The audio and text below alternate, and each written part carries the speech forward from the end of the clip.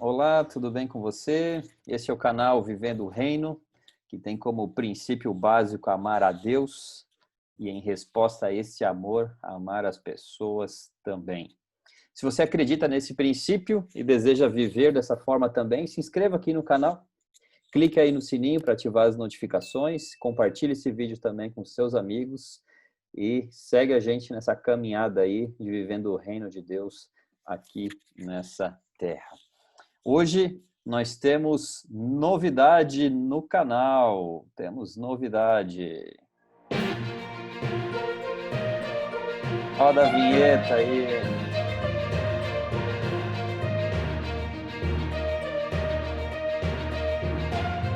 Queridos, hoje nós temos novidade porque de maneira muito especial e oficial, depois de muitas conversas, conversando com os advogados aí, fechamos o contrato. Acerto de salário e tal. Salário, agora de maneira oficial, Marcelo Nascimento e Leandro Menezes fazem aí parte, são integrantes oficiais aí desse projeto aí, dessa equipe Vivendo o Reino, junto aí com o Anderson Cordeiro e comigo, Diógenes Gonçalves. Sejam bem-vindos, meus amigos. Tamo junto. Salva de Cadê palmas. a música dramática aí? Maravilha! É isso aí.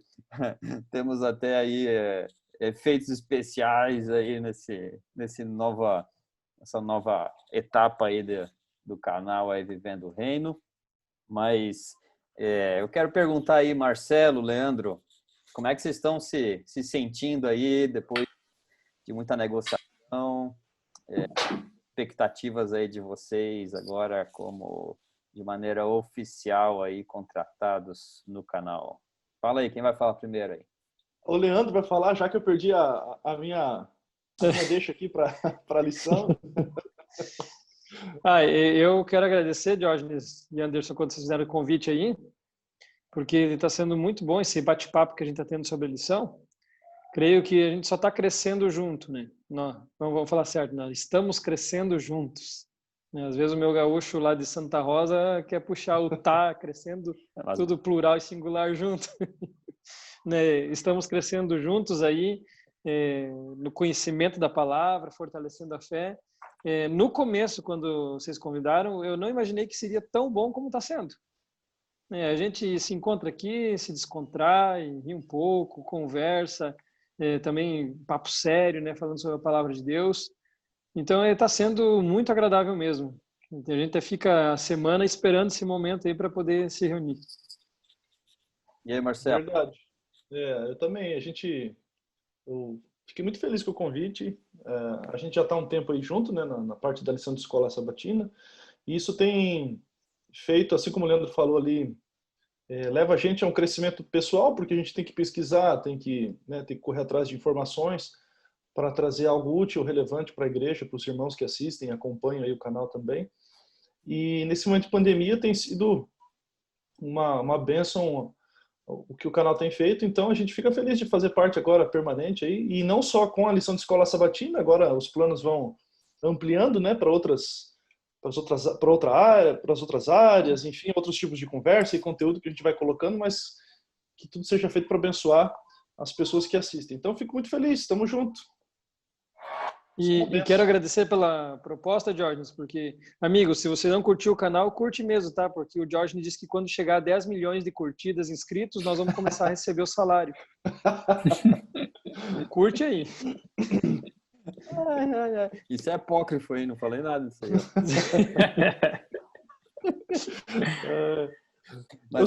Os irmãos que assistem a gente às vezes não sabem, né? Que pensa assim, devem sentar e começar a gravar vídeo, é a coisa mais fácil que tem, né? Mas eu acho que mais do que o conteúdo em si, de estudar e pesquisar, é questão de tempo, né? Porque a gente deixa de algumas atividades, algumas coisas que a gente faz, porque a gente entende que isso aqui é útil também. Ainda mais no momento que a gente tem que ficar em casa e nem todo mundo sair e tal, então pode se beneficiar disso, né? Então eu fico bem feliz e acredito que vai ser uma bênção para todo mundo aí. É isso aí. E você já percebeu a vinheta nova, né? Que o Aí, créditos aí para o Marcelo, né, que é expert aí nesse assunto. Uma nova identidade visual, novo logo aí, então novidades aí por vir. Então, nosso agradecimento especial aí Por isso que a gente convidou o Marcelo, para a gente evitar de ficar pagando depois, né? Povo interesseiro. É isso aí. Assim, conhecimento, a tua ajuda é um detalhe, né? A gente tava realmente... Sim, é as piadas cristãs, né? Na parte... Qualidade novo tempo. Mas isso a gente tem que cuidar para não perder aí, né? Futuramente o Marcelão. Por isso, cara, uma multa rescisória bem alta aí, né? É verdade. Paga para mim. Se ele sair. Mas é isso aí, queridos. Que bom que você está aí com a gente. A gente fica muito feliz. Então, logo no decorrer aí do tempo, a gente vai ter aí novidades. Nossa ideia é estar preparando também materiais com alguns outros assuntos fora a lição, né, da Escola Sabatina. Nosso foco é alcançar pessoas, né? Nosso público aí não é apenas uma igreja adventista, né? Nós somos adventistas. Se você que não é adventista fica sabendo disso, né? Somos pastores da igreja adventista, mas o nosso foco aí está contribuindo, né? Com os cristãos em geral, enfim, que não são cristãos também, de alguma forma, que possam alcançar esse material para de alguma forma estar crescendo e fazendo parte dessa caminhada junto com a gente também. Tá certo? Então, vamos lá. Hoje a gente fecha aí essa série, né, de 13 episódios, cujo tema principal foi como interpretar as Escrituras, né? Então, se ficou alguma dúvida aí, você quer saber um pouquinho mais, está conhecendo hoje aí esse material, procura aí na nossa playlist, que você vai encontrar aí dos episódios passados. Você é convidado aí a estar assistindo, ouvindo, enfim, né? Enquanto aí você vai fazendo suas coisas também. Hoje, então, episódio 13, Vivendo pela Palavra de Deus. E fica aí algumas perguntas que a gente vai estar procurando responder aí na conversa de hoje, né? Qual é a relação entre teoria e prática, né? Entre o estudo da Bíblia e a prática? Qual a importância disso? Tem algum local ou horário do dia que é mais sagrado para estudar as Escrituras? Será que tem? Será que tem alguma diferença nisso? Nós vamos tratar, então, isso e alguns outros assuntos também hoje. Eu vou começar fazendo uma pergunta aí que o Marcelo se dispôs já a responder por livre e espontânea pressão do grupo. A pergunta é Foi lento. A pergunta é a seguinte: qual o papel do Espírito Santo no estudo das Escrituras e na prática delas também? Tem alguma função o Espírito Santo nisso? Tem alguma relação? Essa pergunta é muito legal, importante e bem ao ponto aqui da lição. Que, veja, o Espírito Santo, a gente já tinha estudado isso nas outras lições, né? Ele inspirou os profetas a escrever, então a palavra de Deus sai de Deus como a fonte, passa por agentes humanos que a transmitem e chega até nós. Agora, claro, isso é uma parte é um lado da moeda, é uma parte do processo. A outra parte do processo é agora o recebimento dessa informação. Uma coisa é a transmissão, outra coisa é quem vai receber essa informação. Então, quando a gente lê a Bíblia, a gente precisa do mesmo Espírito Santo para entender com clareza aquilo que de fato era a intenção de Deus ao trazer escrito a palavra. A gente precisa do mesmo Espírito que inspirou.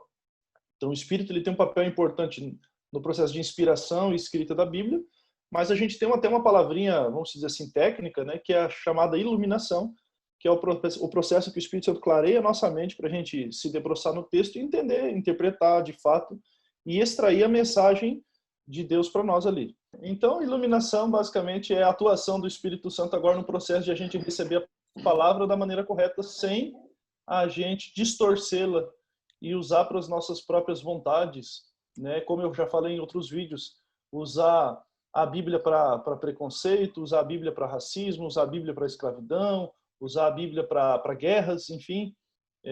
Então, com o Espírito Santo, a gente vai estudar da maneira correta, para a parte correta. Só que daí eu dou um plus aqui na pergunta que você fez, que você pode receber a palavra inspirada, estudar e ter todas as regrinhas de interpretação que a gente viu aí, estudou o trimestre inteiro, né? Isso é uma benção e tal. Aí você lê, busca o Espírito Santo, iluminação, e aqui você fala, uau, aprendi isso aqui é muito bom, muito legal.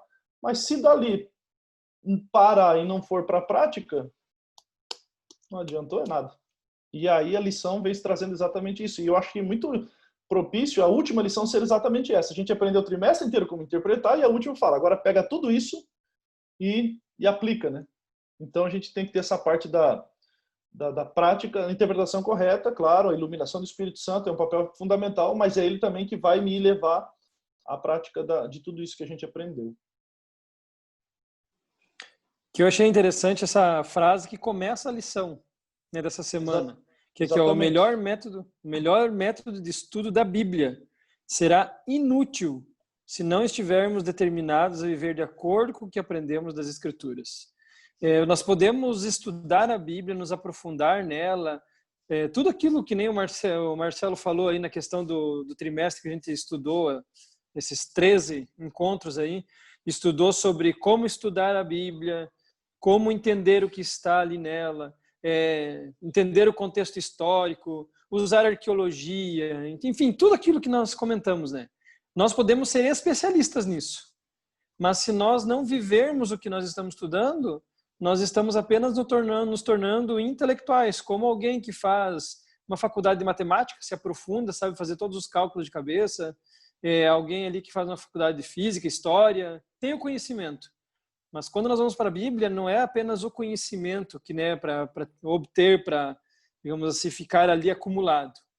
É pegar todo esse conhecimento, usar o método certo de estudo, né, para se tornar algo útil na nossa vida. Fui lá para a Bíblia, peguei um texto difícil, que nem nós estudamos, acho que foi na lição anterior aí. Peguei esse texto, é um texto difícil. Estudei ele, consegui interpretar, usei as ferramentas. Tudo bem, mas agora, como que eu posso aplicar isso na minha vida? Né? Tudo que for estudar. Eu lembro que quando nós estávamos na faculdade de teologia, o pastor Adolfo Soares, ele deu uma apostilinha para nós que era para ensinar a estudar a Bíblia. E era assim, pegava os textos de Salmo e era 3 perguntas. O que você entendeu no texto? Né? O que você sente que Deus está falando para você? E o que você entende que você tem que aplicar? O que isso muda na tua vida? Independente do texto que fosse, você pegava o texto e pensava nisso. O que você entendeu do que Deus está falando para você, o que o texto está dizendo, e como você vai aplicar, qual é a sua resposta em relação a esse texto. É isso que nós temos que fazer. Toda vez que formos para a Bíblia, pegar o texto bíblico, aplicar na nossa vida, porque eu simplesmente estudar, ter o conhecimento e não usar, não vai nos levar a nada, a não ser apenas como ser reconhecido como um grande intelectual que sabe tudo da Bíblia. Mas só um minutinho, Marcelo. Uhum. Eu acho que a maior maneira de você demonstrar que você realmente conhece a Bíblia é você vivendo ela, né? Demonstrando na sua vida. Não adianta, digamos, você pregar que tem que amar o próximo e amar a Deus como a ti mesmo. Mas daí quando o próximo está precisando de alguma ajuda, ou você tem oportunidade, você não demonstra o amor. Né? Você só fala, prega, mas você não demonstra. Ou amar a Deus, quando você tem a oportunidade de demonstrar esse amor, você diz, não, eu não vou fazer isso, é demais, estou bem no meu conforto. Né? Então eu creio assim, é o aplicar mesmo na vida. Eu só ia pegar o gancho que você falou, que eu acho que para quem está assistindo a gente, os irmãos, os amigos aí, é uma dica prática para a gente terminar o trimestre. Que eu fiz exatamente esse método de estudo que você falou ali, e eu colocava num caderno, na realidade eu digitava, né, no computador, mas a pessoa pode escrever num caderno, tem um caderno só para o estudo da Bíblia, e aí eu fazia 3 perguntas. O que Deus quer que eu saiba? Então eu descrevia, não, Deus quer que eu saiba que Pedro era assim e tal, no texto que eu estou lendo. Então você vai basicamente descrever o que você está aprendendo, né? A outra pergunta, o que Deus quer que eu sinta? Aí eu vou falar os meus sentimentos, o que eu estou sentindo em relação ao texto. E aí a última pergunta é o que Deus quer que eu faça. Então essas 3 perguntinhas ajudam num estudo da Bíblia bem interessante para os irmãos. O que Deus quer que eu saiba, o que Deus quer que eu sinta, o que Deus quer que eu faça. E aí você faz um estudo devocional, intencional, e aí você vive aplicando, naquele dia que você estudou, aplica essas verdades que você aprendeu. Isso é muito legal. Uma boa dica que você passou aí. O texto ali, se a gente olhar Tiago 1:22, ele mexeu muito comigo, porque a gente olha ali e vê falando: tornai-vos, pois, praticantes da palavra e não somente ouvintes, enganando-vos a vós mesmo, né? Se a gente continuar o texto, a gente nem precisa falar muito, porque o texto por si só assim, é fenomenal. E o verso 23 fala: porque se alguém é ouvinte da palavra e não praticante, assemelha-se ao homem que contempla no espelho o seu rosto natural, pois a si mesmo se contempla e se retira para logo se esquece como era a sua aparência. Mas aquele que considera atentamente na lei perfeita, da lei da liberdade, e nela persevera, não sendo ouvinte negligente, mas operoso, praticante, esse será bem-aventurado no que realizar. E aí vem falando agora o que é essa prática. Se alguém supõe ser religioso, deixando de refrear a língua, antes enganando o próprio coração, a sua religião é vã. A religião pura e sem mácula para com nosso Deus e Pai é esta: visitar os órfãos, as viúvas nas suas tribulações e a si mesmo guardar-se incontaminado do mundo. Então ele já fala aqui qual seria talvez essa prática, né?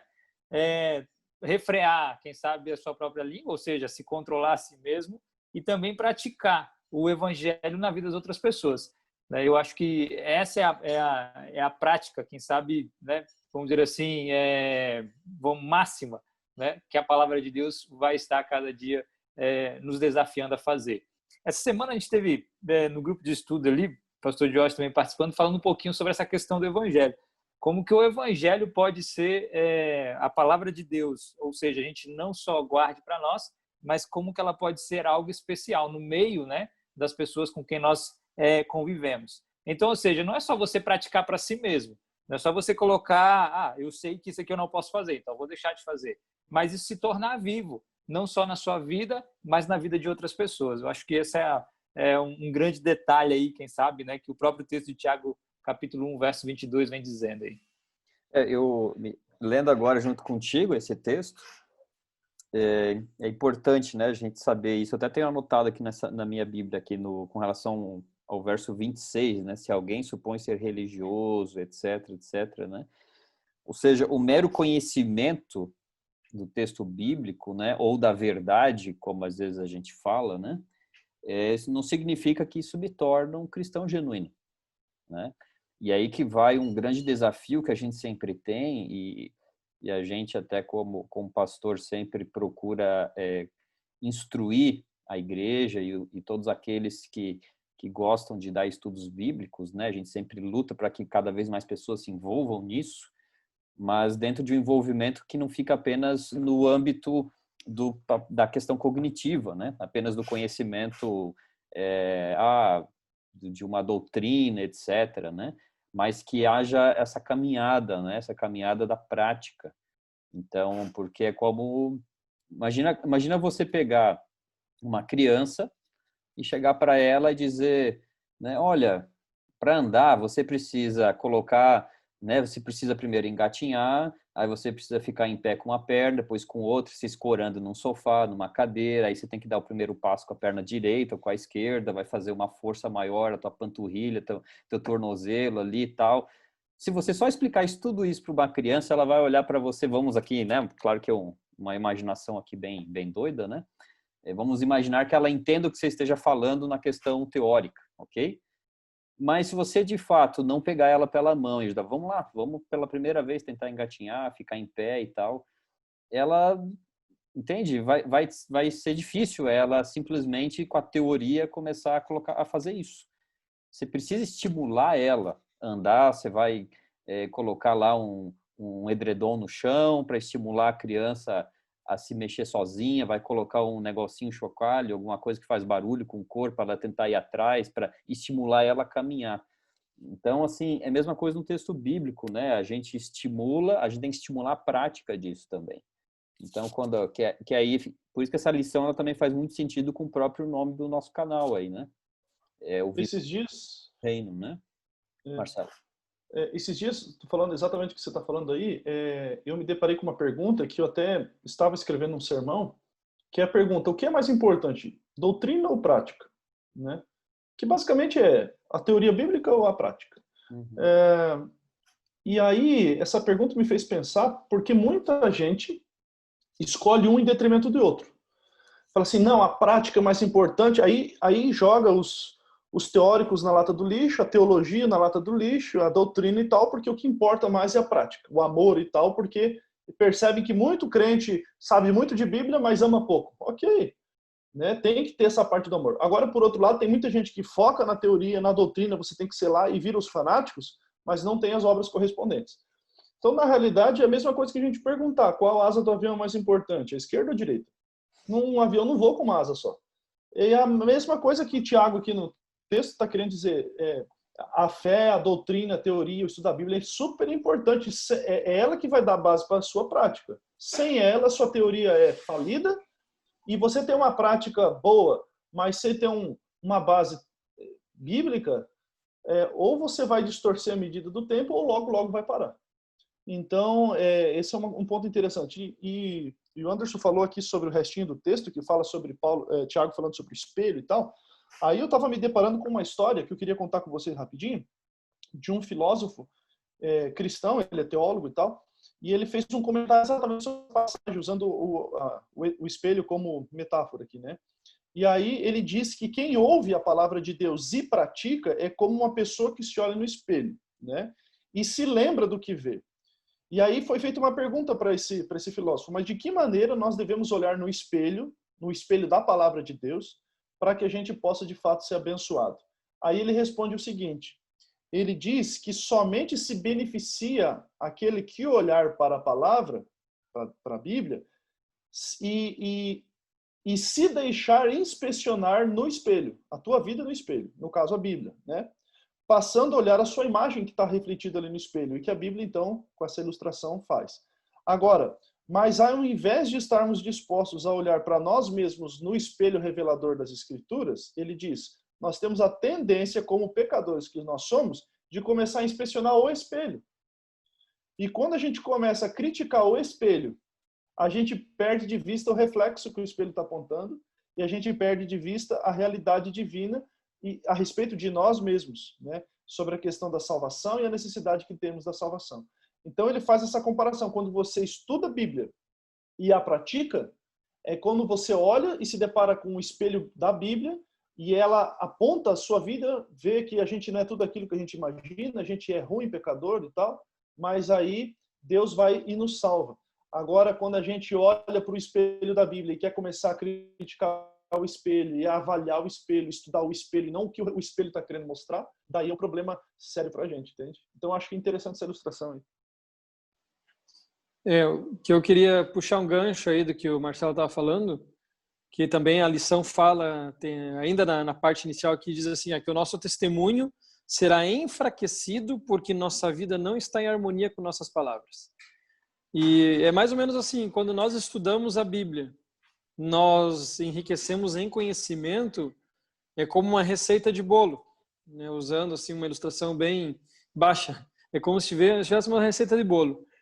Aí você procura alguém, exemplo, digamos que eu tivesse essa receita. Aí eu procuro o Anderson e digo, Anderson, tem uma receita de bolo aqui fantástica. O bolo cresce, fica fofinho, delicioso. Ele diz, sério? Tá com fome? Metade da tarde, né? Ó.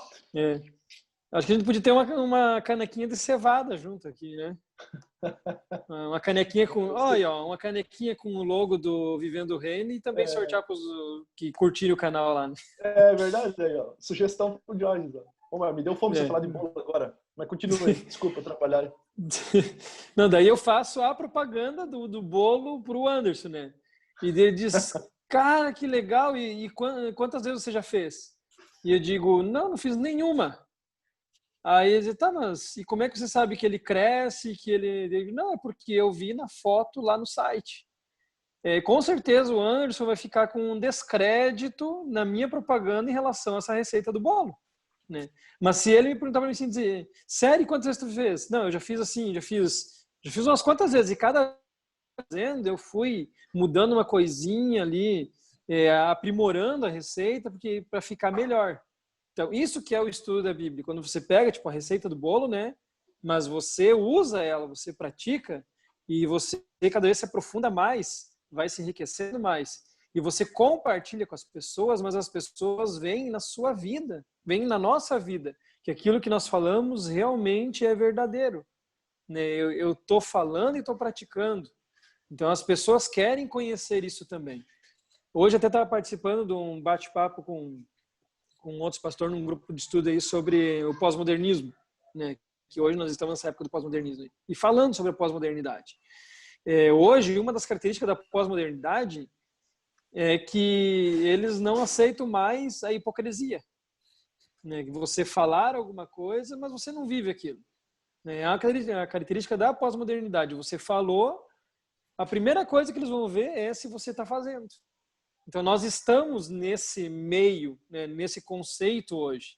Se identifica que eu falo e não faço, então aquilo que eu falo não é bom e não dá certo.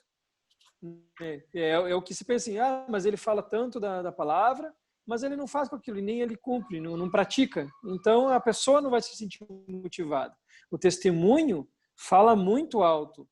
Então, de novo, né, a frase que diz aqui, o nosso testemunho será enfraquecido porque a nossa vida não está em harmonia com nossas palavras. Então, a importância de nós estudarmos a palavra de Deus e praticarmos, né? Só repetindo ainda algumas coisas que falamos no começo. É isso aí. É interessante que indo nesse gancho, né, da prática, e aí tem uma linha tênue, né, que hoje também se usa muito as ajudas sociais para autopromoção, para etc, né? Então, a gente sempre precisa ter esse equilíbrio.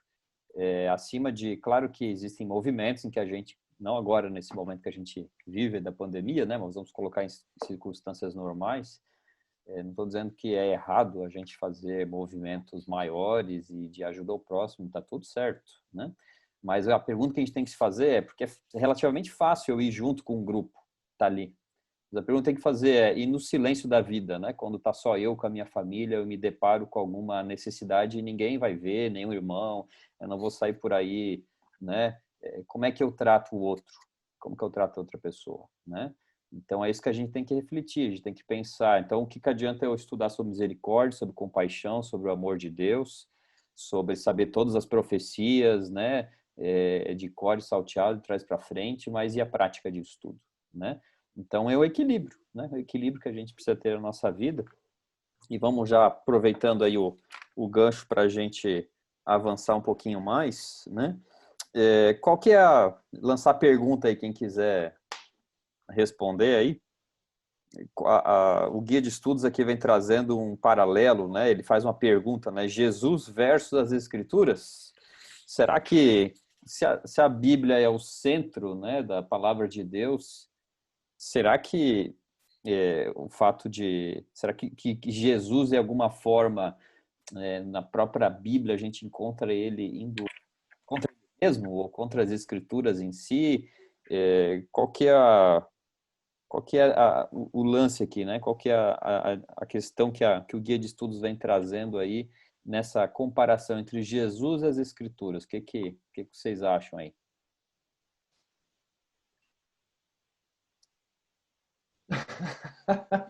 Anderson, talvez. Sou eu. Ok. Rapaz, a lição abordou um pouquinho sobre isso vamos dizer assim, estudos passados, né?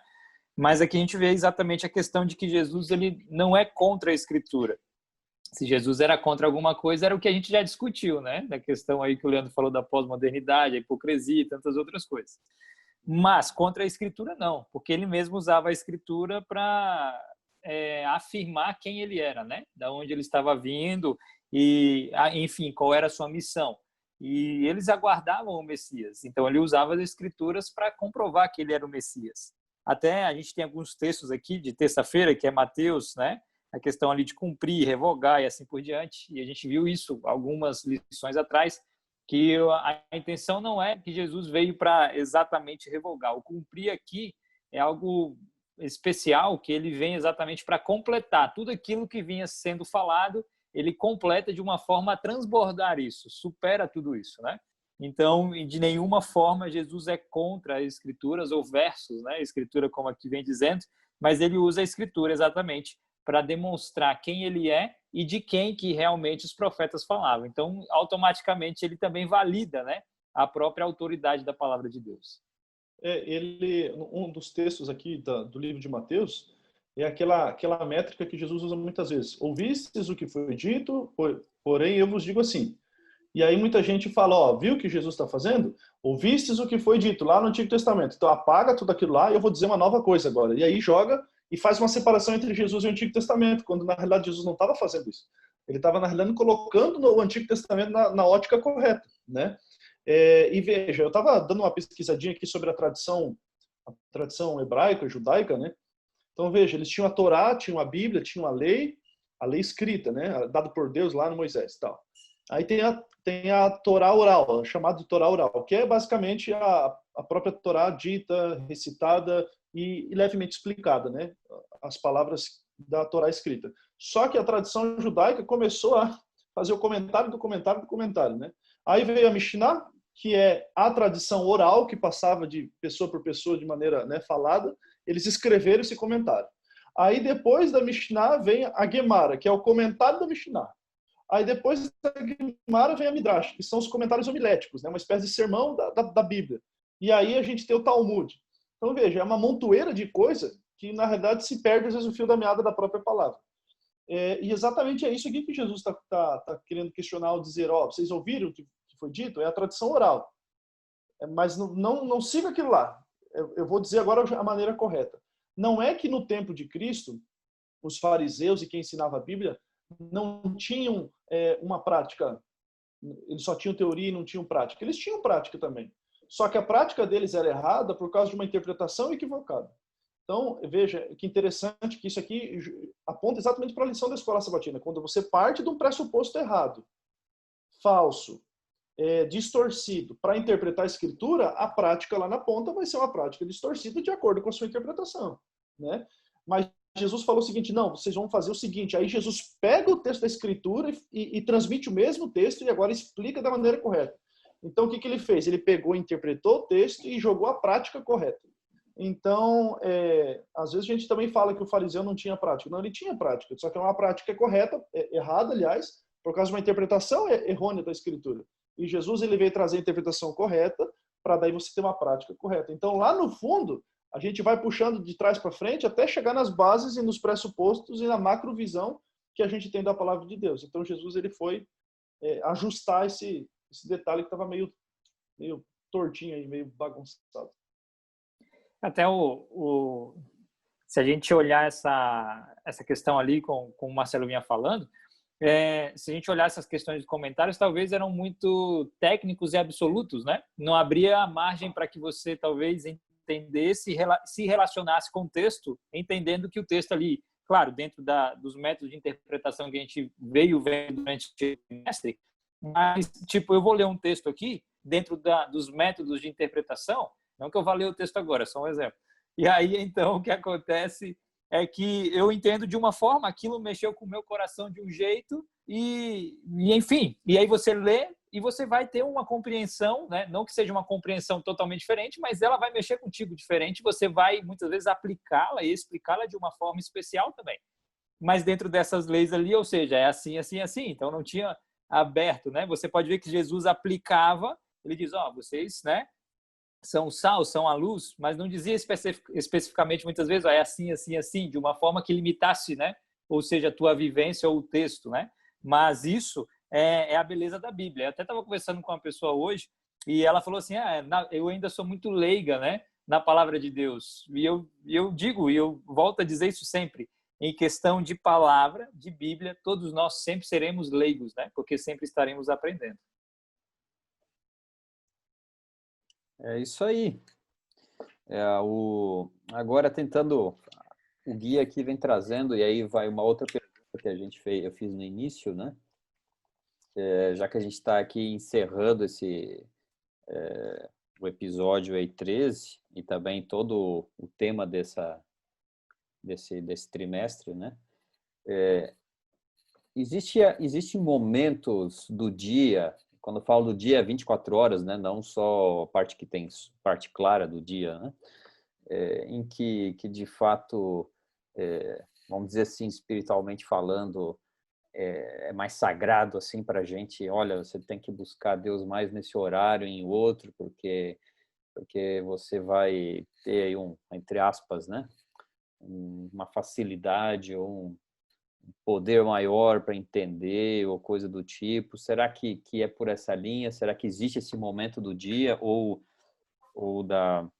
a forma? Porque a gente estudou várias formas de como interpretar a Bíblia, como estudar, etc., né? Então, agora, colocando isso para uma prática, imagina você vai, dentro das 24 horas do dia, você vai se assentar para colocar isso em prática e estudar as ferramentas ali e tal, né? E aí, em que momento, né? Existe uma sugestão de momento ou existe uma lei, uma regra, um princípio bíblico normativo ou descritivo? Qual que é a diferença disso? Em que não, olha, tem que ser nesse horário, porque se for em outro horário não vale tanto, ou realmente enfim, estou jogando aqui para a gente trocar uma ideia, porque às vezes muitos têm dúvida, né, sobre isso. Interessante aqui o que o guia de estudos aqui traz, né? O Leandro aí, quem sabe aí quer falar sobre isso. Em Daniel capítulo 13, diz que o horário recomendado tem que ser obrigatoriamente às 5h59 da manhã. Né? Que a gente tem que tirar esse tempo, se não for nesse horário, em qualquer outro horário não tem a conexão. Né? Sim, lá de Daniel 13? Oi? Qual é o verso? Daniel capítulo 13, verso 44. Procura. Ellen White fala também no Mensagens Escondidas. Os testemunhos secretos. Eu creio assim, ó, não existe um momento que categoricamente é o ideal, que vai ter uma conexão maior, que você vai estar ali, digamos assim, agora sim é o momento que vou receber aqui a energia, né? Não existe um momento. Há momentos que são melhores. Por exemplo, para mim, as primeiras horas da manhã, para mim é o melhor. Por quê? Porque eu estou com a mente descansada, não tem nada ao meu redor tirando minha atenção, né? Então, tá tudo tranquilo, não tem barulho. Então, para mim, é o melhor momento nas primeiras horas da manhã, horas tranquilas, como até o título diz aqui, né? Horas tranquilas com a palavra de Deus. Aí você pode dizer, tá, mas então eu gosto mais de quando deitar, né, à noite. O recomendado é nós criarmos o hábito de, nas primeiras horas da manhã, buscar a Deus. Né? Para naquele dia a gente, quem sabe, a gente lê um texto de manhã que impactou tanto que a gente vai ficar meditando naquilo durante o dia. Quem sabe a gente lê uma meditação ali que foi profundo, eu vou ficar refletindo no que eu preciso mudar, alguma atitude que eu poderia naquele dia mudar e agir diferente. Por isso é recomendada nas primeiras horas da manhã, né? E nós vemos vários personagens da Bíblia que tinham esse costume. Né? Jesus mesmo, ele saía de madrugada para orar, porque eram horas tranquilas, ia em meio à natureza. Até não lembro qual é o livro de Ellen White que fala, acho que é Desejar Todas as Nações, não é o Testemunhos Secretos, mas que diz que não era raro encontrar Jesus retornando da natureza no alvorecer, né? O sol nascendo e Jesus retornando dos montes, dos jardins que ele gostava. Então, pelos testemunhos bíblicos, nós vemos que, como eu disse, não é categoricamente o horário dito, não tem que ser esse horário, mas um horário bom, ideal, seria no começo da manhã, né? Que a gente está com a mente limpa, descansada, não está com agito do dia. Digamos que a gente escolha para ser à noite. Tem todo o fardo do dia, quem sabe um problema que aconteceu no trabalho, na escola, que está pesando, vai tirar nossa concentração. Né? E quando fala assim nos primeiros horários da manhã, até antes de olhar o WhatsApp, olhar o Facebook, Instagram, né? Porque alguma coisa pode tirar a atenção também. Já me aconteceu isso. Já me aconteceu. Antes de estudar, vou abrir aqui. Eu abri e era a mensagem de alguém me mandando e era um problema que tirou a minha concentração. Eu fui estudar e o meu pensamento, daqui a pouco, ia para aquela mensagem, que eu tinha que resolver aquilo. O que eu fiz? Não adiantava continuar estudando. Peguei, resolvi o problema, mandei a mensagem ali e retornei para os estudos, porque, infelizmente, eu fiz uma coisa antes do que era o essencial para mim. Então, acho que eu estou falando demais, meio que dando voltas, que é assim, como eu falei, categoricamente não tem um momento que diga não tem que ser esse. Mas o ideal é nas primeiras horas da manhã. Mas durante o dia também estarmos conectados. Pensamento e oração, clamar a Deus. Tem situações que é de grande assim, dificuldade, desafios, preciso ter inteligência. Buscar a Deus também, né? Então, o tempo inteiro estarmos conectados. Buscar na palavra de Deus ali o conforto, solução, né, esperança. E, como já disse, especialmente nas primeiras horas da manhã. Um texto que fica para a gente pensar aqui é Marcos capítulo 1, verso 35, que a lição traz também, né? Tendo se levantado, alta madrugada, saiu e foi para um lugar deserto e ali orava. A nossa vida hoje é muito agitada, demais. A gente não consegue acordar de manhã cedo e mensurar o dia para saber se vai ser tranquilo, se vai ter problema, se eu vou acordar cedo, se eu vou dormir cedo, se eu vou dormir tarde, se vai aparecer uma visita, se eu vou ter um problema, o que vai acontecer. A gente não consegue imaginar o dia. Por isso que, como o Leandro falou, não é categoricamente, mas é muito importante a gente buscar nas primeiras horas da manhã, porque às vezes, e a Bíblia pode nos dar essa força e base que a gente necessita justamente para o que eu vou enfrentar depois, né? Então, isso vai me ajudar bastante. E sabe uma coisa que é interessante no nosso dia a dia? Parece, e a gente vê isso na nossa prática, nas igrejas aí, parece que a gente dedica o melhor de nós para o trabalho. Né? Porque é o nosso sustento, a gente dedica a maior parte do tempo, nossos maiores talentos, a gente dedica o máximo da gente. E aí, quando chega para as coisas espirituais, para a questão da igreja, até mesmo para assistir um culto no sábado de manhã, não, acordo mais tarde, a gente relaxa, porque a gente dedica tudo que é bom e melhor para a gente para o trabalho. E tem uma coisa que escraviza a gente, o Leandro falou, é esse negocinho aqui. Né? Isso aqui escraviza a gente de um jeito que a gente não consegue ter tempo de qualidade e muitas pessoas não percebem. E eu tenho feito essa reflexão na minha vida e percebi já os efeitos disso. Muita gente não percebe que a nossa espiritualidade, por incrível que pareça, é afetada por causa disso aqui. Porque a gente, primeira coisa que acorda é isso aqui, né? Aquele texto de Mateus 6,33, né? Colocar Deus em primeiro lugar e as outras coisas serão acrescentadas. A gente falar com relação ao dinheiro, com relação às nossas escolhas. Por que não com relação ao dia? Por que a primeira coisa do dia não pode ser Deus? Né?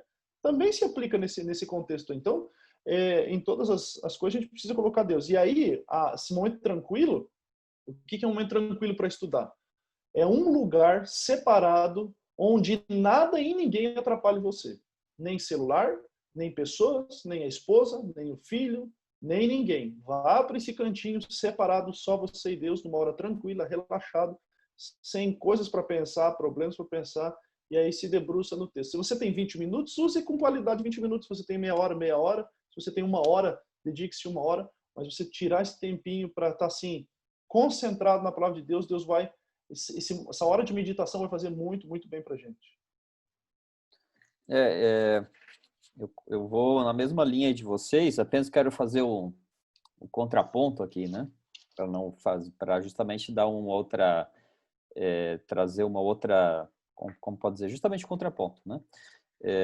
A gente, das pessoas que talvez estejam nos ouvindo e talvez tenham muita dificuldade dentro do dia delas para conseguir acordar de manhã, dependendo do horário de trabalho, escola e etc. Né? Existem pessoas que são notívagas, por exemplo. O que é uma pessoa notívaga? É uma pessoa que ela tem por característica ela ser mais produtiva à noite. Ela tem muita dificuldade de ser produtiva de manhã.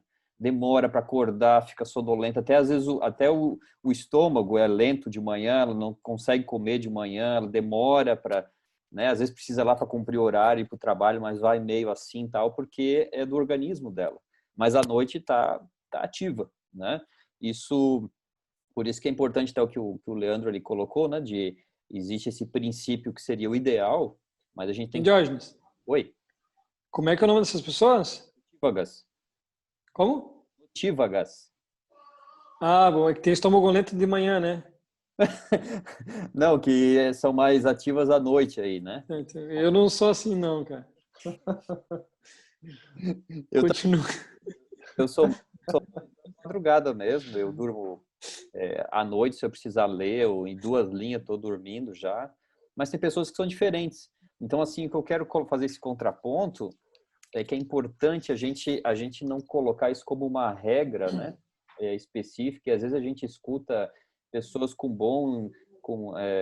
irmãos, né, da igreja, com boa intenção, funciona de madrugada. Se Jesus fazia de madrugada, então esse é o único jeito certo. Se você está à noite, você está errado, se vira, nem que seja ali dormindo, nem entendendo nada, como quase que colocando o fato de ser de madrugada como já algo, não digo sobrenatural, mas quase místico, entende? Então, é só tô querendo fazer esse contraponto. Concordo 100% com o que vocês colocaram aí, né? Então... Ô, Jorge, mas eu ouço dizer o que você está falando aí, que tem muita gente que separa esse tempo de qualidade à noite e tem uma espiritualidade muito mais saudável do que quem separa um tempo de manhã, toda correria, no celular e tal, e não consegue tirar. Aí tem gente que tem uma espiritualidade mais sadia à noite do que de manhã. Exato. Comparado com outras pessoas. Né? Exato, né? Como a gente já comentou aqui, não existe algum verso da Bíblia, um texto que diga categoricamente qual horário é. Cada um tem seu sistema, sabe qual é o melhor momento que vai estar, né, em conexão. Mas só aquelas coisas que a gente falou. O recomendado seria com a mente fresca. Mas que nem o Jorge disse que é adotivo, não? que é mais à noite que consegue, né, ter aquela concentração. Então, é cada um mesmo identificando o seu momento.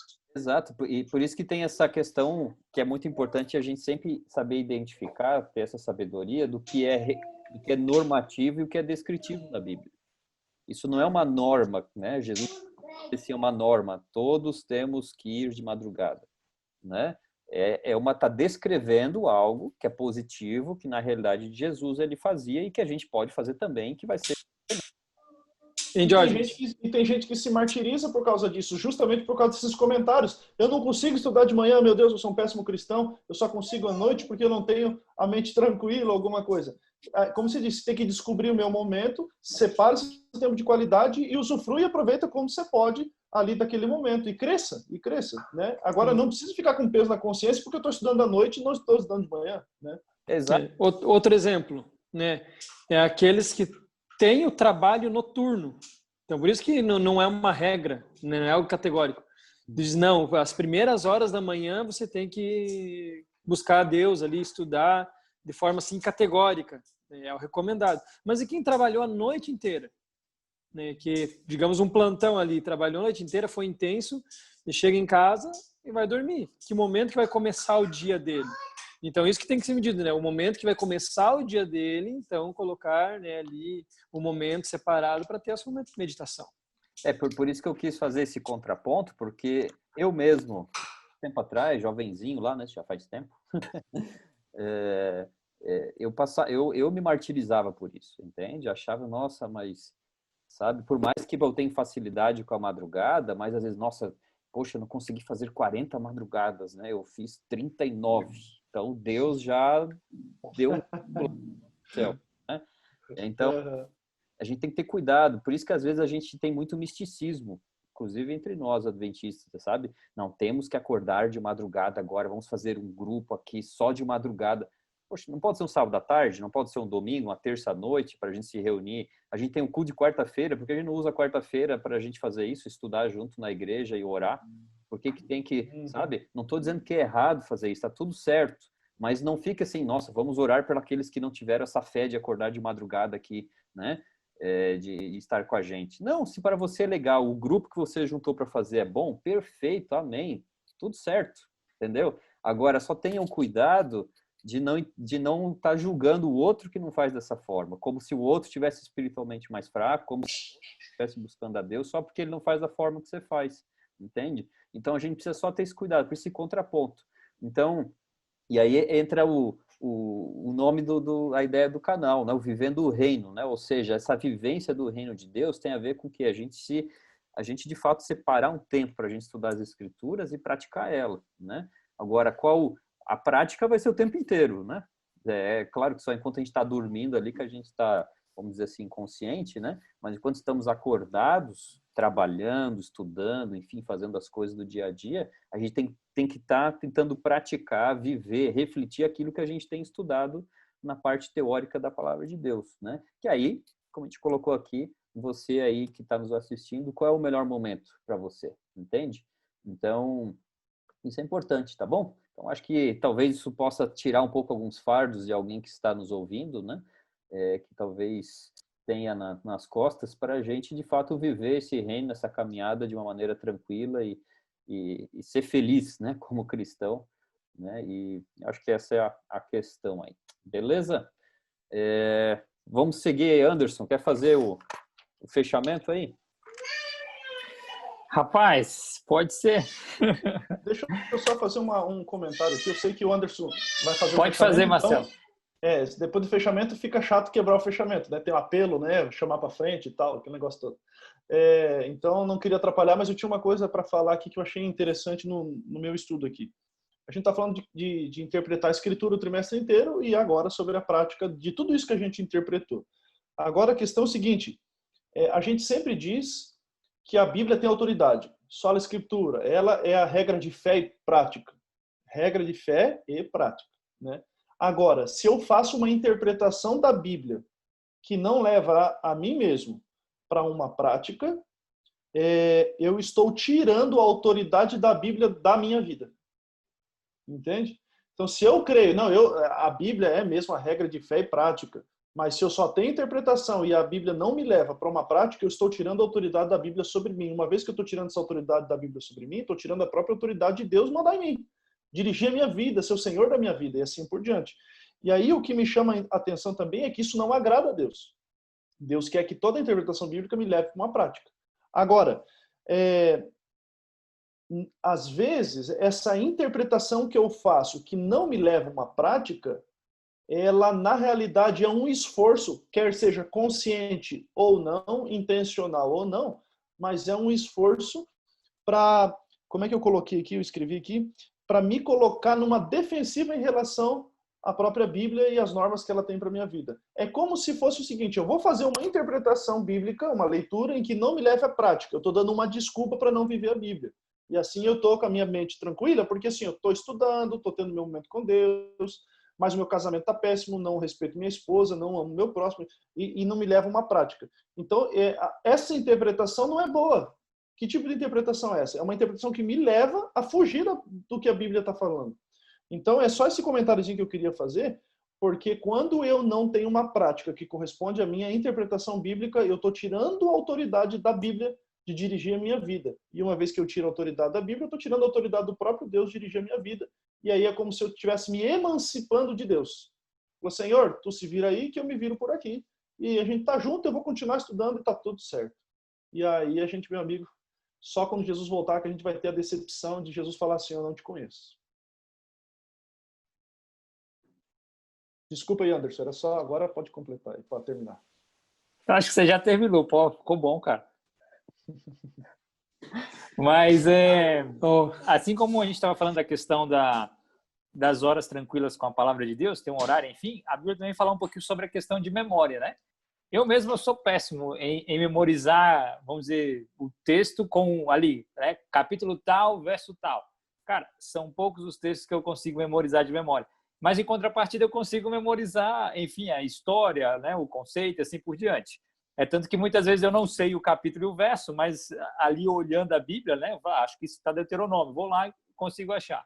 Mas isso às vezes, né, a gente estava comentando ali que por não ser um ideal, que muitas vezes não é um princípio, ou seja, é algo estabelecido que tem que ser assim, às vezes pode incomodar a gente. Às vezes quando o irmão vem, pastor, onde é que está essa passagem, tal, tal, tal, eu fico, caramba, eu vou saber agora onde é que está essa passagem. O irmão vai achar que eu não sei, que eu não estudo a Bíblia e tal, né? Então isso às vezes me incomoda, porque eu não tenho essa facilidade de gravar, né, o capítulo e o verso. E aí eu fico nessa paranoia também.